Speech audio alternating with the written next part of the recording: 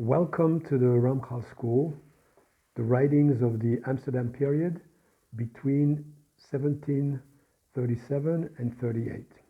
Today, I'm going to speak about Ma'amar Karim, an essay on principles, which was written between 1737 and 38.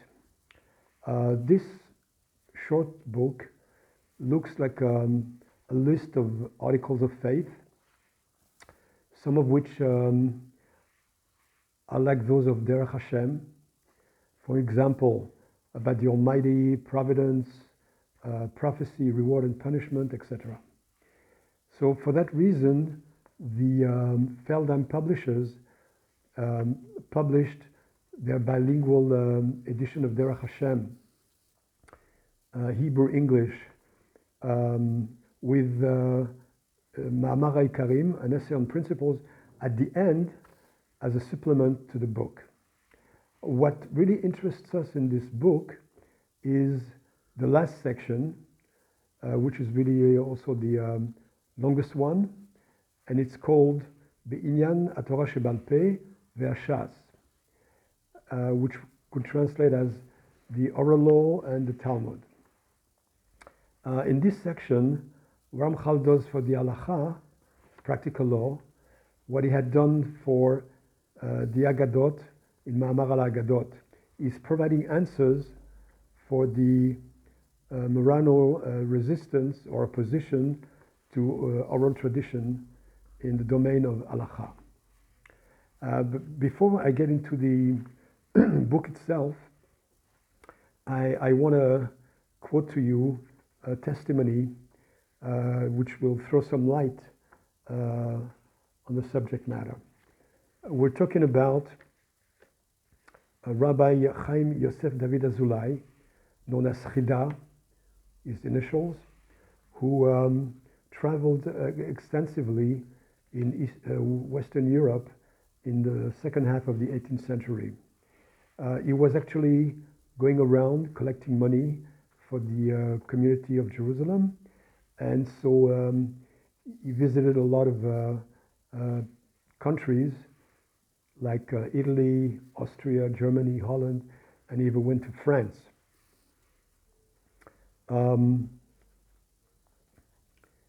His book called Ma'agal Tov, or you could translate it as A Nice Voyage, is very important because he recorded a lot of information about the Jewish communities at the time, and as such it is a very important document.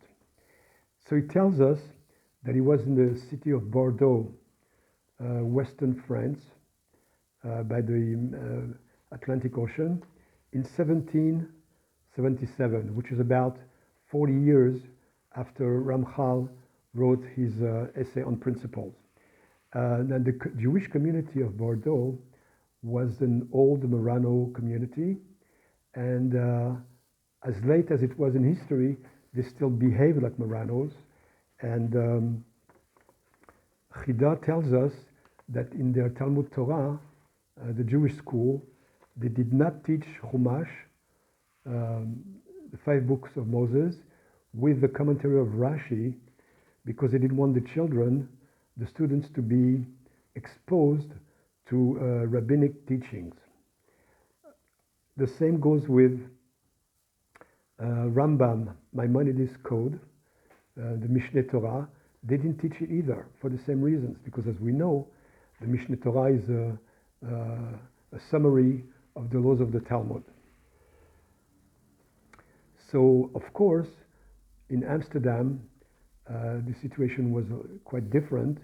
There was no institutionalized resistance or opposition to the oral law.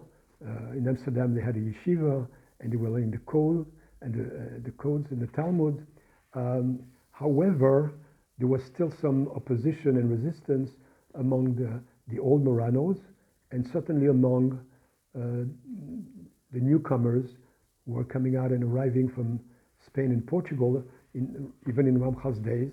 And it is for them that Ramchal wrote this essay. So the first argument that Ramchal brings is about the necessity of oral law, and to that effect, he brings the case of tefillin and mezuzah. In the Torah it says, "V'ayu letatafot b'neinecha, uchtaftem al mezuzot betecha u'v'sha'arecha." The question is, what is the meaning of totafot? The Torah is very concise here and in many other places. It doesn't say what totafot are. So that forces the necessity of some kind of a commentary, some kind of an explanation, an oral tradition that would accompany the mitzvah of tefillin.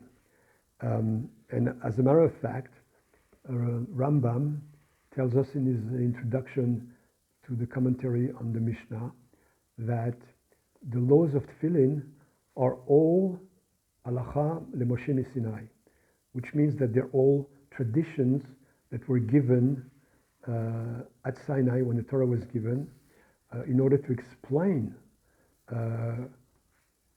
what totafot are and how they are to be made and what they look like and etc. And the same thing goes for mezuzah and many other commandments. So that is the first argument. Then Ramchal brings the concept of halacha okefet mikra. The practical law or the rabbinical law supersedes the text. This is a very rare occurrence, and there are only 3 of them in the Gemara of Sota 16a, and I will give briefly the rundown of the text there. The verse says that after the slaughtering of an animal, its blood should be covered with dust. So comes the halacha and says, no, not only dust, but anything is good to cover the blood. The second case refers to Nazir. About Nazir, the Torah says that he shouldn't shave his head with a razor. Comes the halacha and says, not only with a razor, he shouldn't shave his head with anything. And the third case is the case of divorce.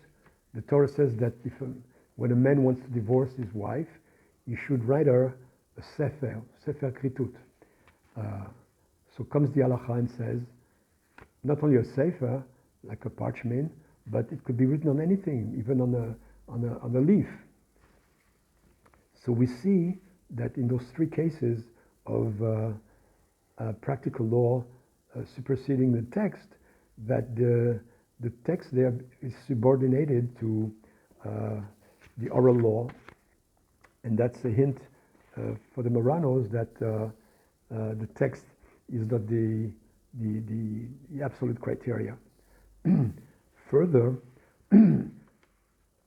Ramchal refers to the concept of asmachta, which we could translate as scriptural support. The scriptural support doesn't explain the meaning of a verse, but it uses it merely as a support for an oral tradition. And there, Ramchal distinguishes between 2 kinds of asmachta. The first one, the case which is brought by the oral tradition, bears some resemblance with the verse. In the second case, the rabbinical law or the oral tradition has very little resemblance with the verse. Actually, it's quite distant and far away, and the connection between the two is very shallow. I'll bring an example of each to make the point more clearly.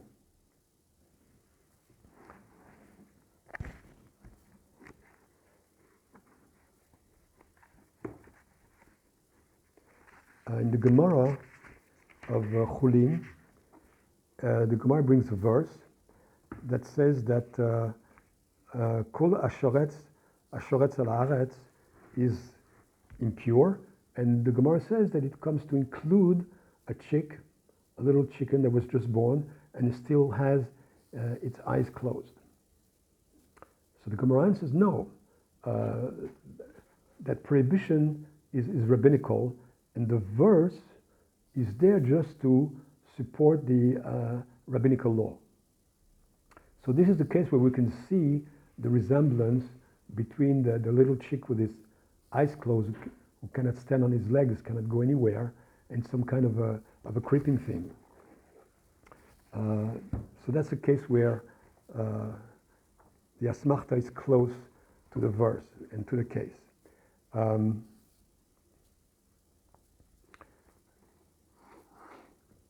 The case where the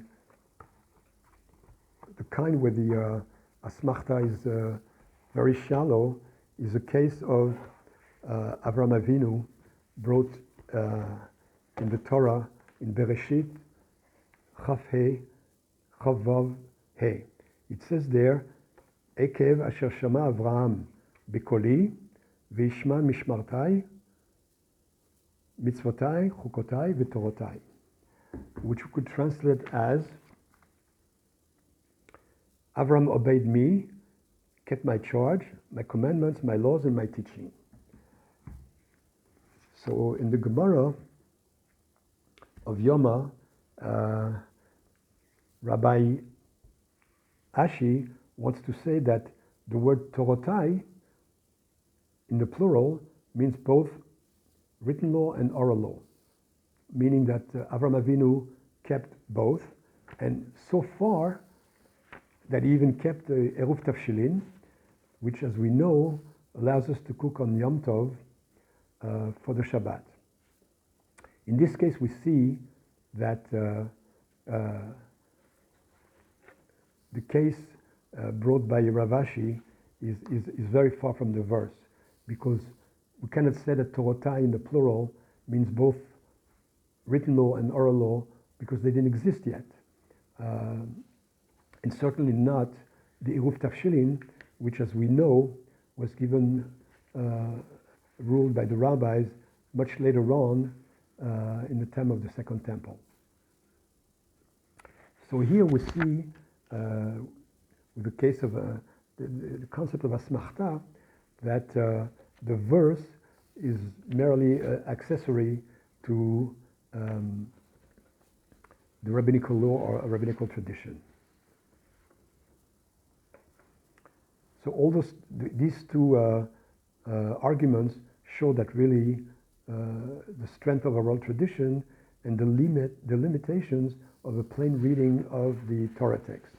And this brings us to the question of rabbinical authority. So Ramchal ends this section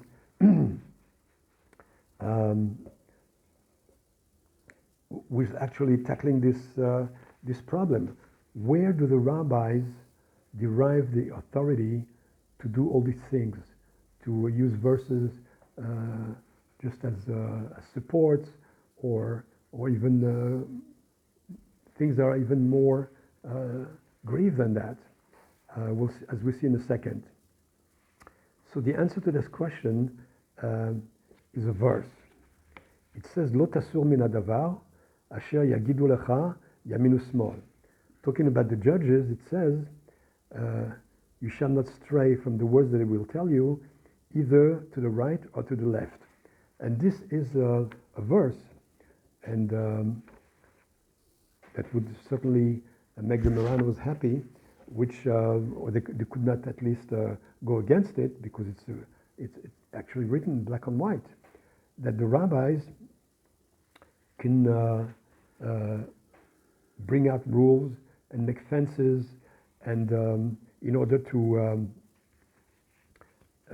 make us keep the Torah in a better way and to prevent transgression. And the case that the Ramchal brings is the one of blowing the shofar or shaking the lulav on Shabbat. As we know, the rabbis on Shabbat suspended those two mitzvot. Why? Because they were concerned that perhaps somebody will take a lulav or a shofar and will carry it from a private domain to a public domain and carry, which is forbidden. So the momentarily suspended those two mitzvot on Shabbat in order to prevent transgression. This is how far the rabbis were able to act on the strength of this verse. So this brings to an end today's lecture, and I'm inviting you to follow us and look us up on YouTube for the next one, God willing. Thank you so much.